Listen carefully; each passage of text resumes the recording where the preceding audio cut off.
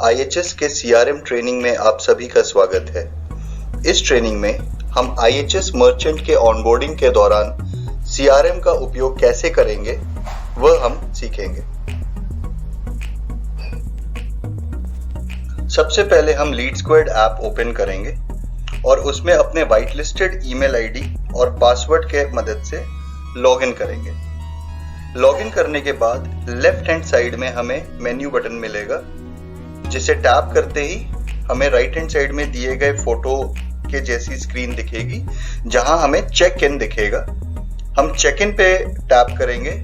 Tap करते ही screen के नीचे के साइड में एक मैप ओपन होगा, जहां हम अपना लोकेशन और टाइम देख सकते हैं और देख के वेरीफाई कर सकते हैं। यह वेरीफाई करने के बाद वहीं मैप के नीचे एक चेक इन का बटन होगा, जिसे हम क्लिक करेंगे और सक्सेसफुली लीड स्क्वायर ऐप में चेक इन करेंगे।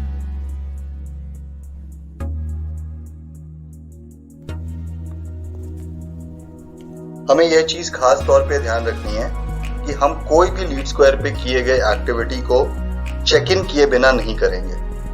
हर सुबह जब हम अपना दिन शुरू करेंगे मर्चेंट ऑनबोर्डिंग के लिए, तो लीड स्क्वायर ऐप को ओपन करके चेक इन जरूर करेंगे। उसको चेक इन किए बिना हम लीड स्क्वायर पे कोई भी एक्टिविटी नहीं करेंगे। एक बार जब हमने चेक इन कर लिया है, तो हम लीड स्क्वायर पे ऑनबोर्डिंग प्रोसेस शुरू करेंगे। ऑनबोर्डिंग प्रोसेस दो हिस्सों में बांटा गया है।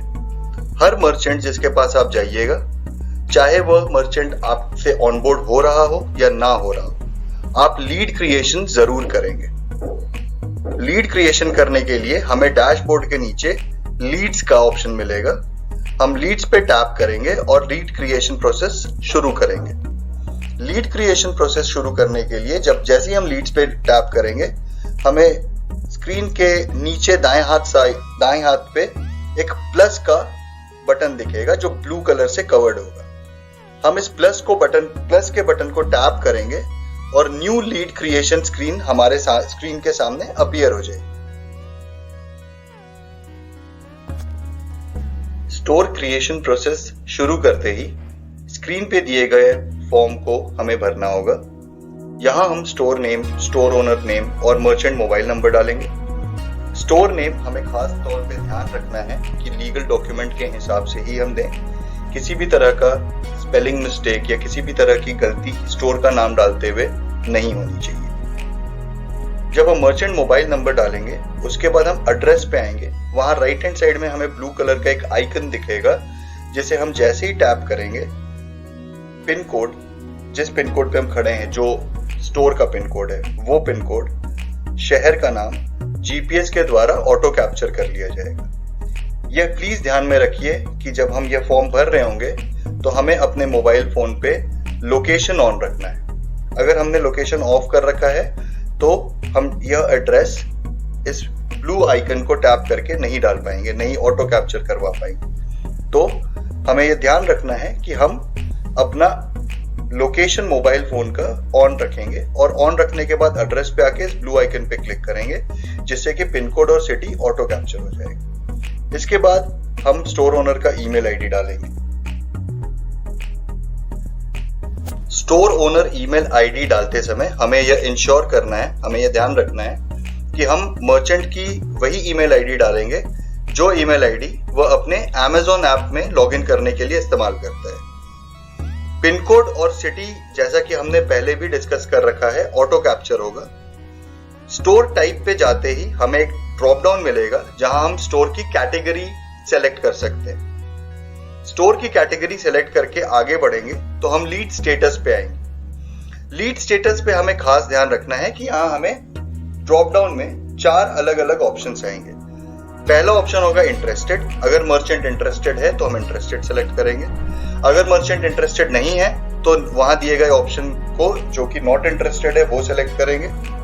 नॉट क्वालिफाइड के केस में जैसे ही हम नॉट क्वालिफाइड सेलेक्ट करेंगे, हमें एक और ड्रॉप डाउन आएगा, जहां हम मर्चेंट का कौन सा डॉक्यूमेंट अवेलेबल नहीं है वो सेलेक्ट कर सकते हैं। और चौथा जो ड्रॉप डाउन है, चौथा जो ऑप्शन है, वो अदर्स का होगा। अदर्स पे टैप करके हम रीजन स्पेसिफाई करेंगे कि क्या रीजन है जिसके वजह से मर्चेंट इज नॉट क्वालिफाइड, और हम आगे बढ़ेंगे। लीड सोर्स पहले से ही FOS सिलेक्टेड होगा, उसे हम चेंज नहीं करेंगे। लीड सोर्स सेलेक्ट करने के बाद हम नीचे सबमिट पे क्लिक करेंगे, जिससे कि हमारा लीड फॉर्म पूरा हो जाएगा और सबमिट हो जाएगा। लीड क्रिएट होने के बाद हम ऑल लीड्स पे वापस जाएंगे। यहाँ पे हम क्रिएटेड लीड्स को देख सकते हैं।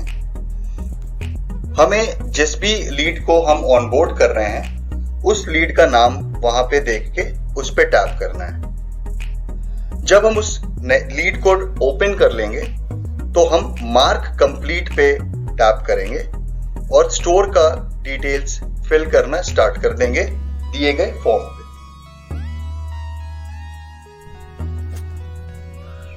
Business owner details form open होते ही हमें बिजनेस ओनर का फर्स्ट नेम और सेकंड नेम डालना है। Third option business owner name में हमें इंश्योर करना है कि बिजनेस ओनर का पूरा नाम जो एज पर पैन कार्ड ही हम डालें।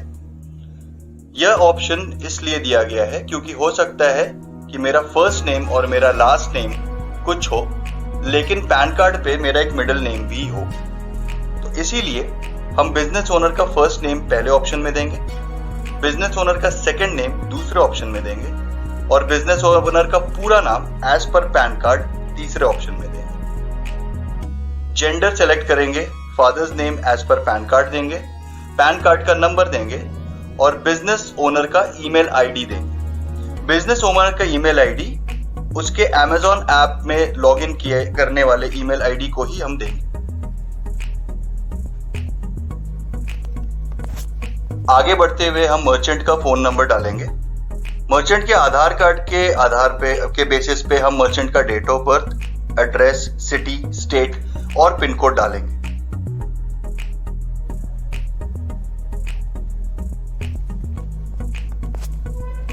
जैसे हम आगे बढ़ेंगे हमारे पास क्वेश्चन आएगा, is business shop address same as residential address. कई बार ऐसा होता है कि मर्चेंट अपनी ही रेसिडेंस के नीचे अपने ही रेसिडेंस के एड्रेस पे शॉप चलाते हैं और कई बार होता है कि मर्चेंट का रेसिडेंस अलग होता है और उनका शॉप अलग होता है।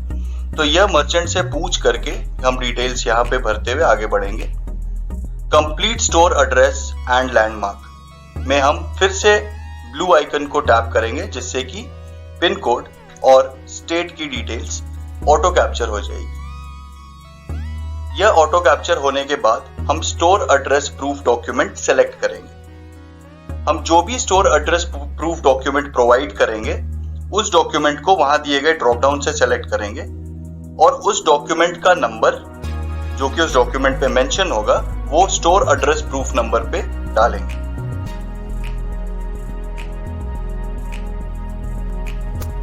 आगे बढ़ते हुए हम स्टोर एड्रेस का एक्सपायरी डेट उसी डॉक्यूमेंट में दिए गए इंफॉर्मेशन से देख के डालेंगे। जैसा कि हमने ऊपर एड्रेस के बगल में ब्लू आइकन को टैप करके अपना सिटी, स्टेट और पिन कोड ऑटो पॉपुलेट किया था, हम वो इंफॉर्मेशन को मैन्युअली यहाँ सिटी, स्टेट और पिन कोड में डालेंगे। इसके बाद हमसे यह पूछा जाएगा कि जिस शॉप पे बिजनेस हो रहा है वह शॉप रेंटेड है या नहीं है। अगर रेंटेड नहीं है तो आप नो सेलेक्ट करेंगे और रेंटेड है तो आप यस सेलेक्ट करेंगे और उसके बाद आप स्टोर ओनरशिप डॉक्यूमेंट क्या प्रोवाइड कर रहे हैं, ये वो इलेक्ट्रिसिटी बिल है, लैंडलाइन है या गैस कनेक्शन बिल है, वो सेलेक्ट करेंगे। हमें यह ध्यान रखना है कि हम लास्ट 3 महीने से पुराने बिल्स यहां पर अपलोड ना करें। मर्चेंट जो भी डॉक्यूमेंट सेलेक्ट करेगा हम उस डॉक्यूमेंट का नंबर डालेंगे।